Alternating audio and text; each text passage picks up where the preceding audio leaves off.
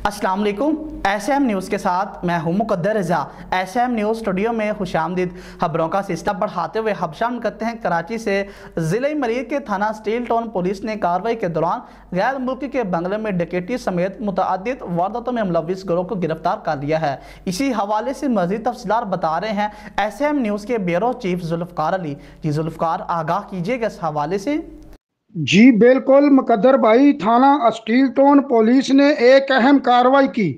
कार्रवाई के दौरान गैर मुल्की बाशिंदे के बंगले में डकैती समेत मतअद्दिद वारदातों में मुलव्वस गिरोह को गिरफ्तार किया गया। SSP मलीर इरफान बहादुर के मुताबिक स्टील टाउन पुलिस ने छापामार कार्रवाई के दौरान सिक्योरिटी गार्ड समेत 3 मुलजमान को गिरफ्तार किया। गिरफ्तार मुलजमान में अधेड़ उम्र शख्स भी शामिल है, जबकि मुलजमान के 2 साथी फरार हैं। SSP मलीर ने बताया कि मुलजमान को CCTV वीडियो की मदद से गिरफ्तार किया गया। CCTV वीडियो में मुलजमान को वारदात करते भी देखा जा सकता है। गिरफ्तार मुलजमान ने दौरान तफ्तीश मतअद्दिद वारदातों का इंकशाफ किया है।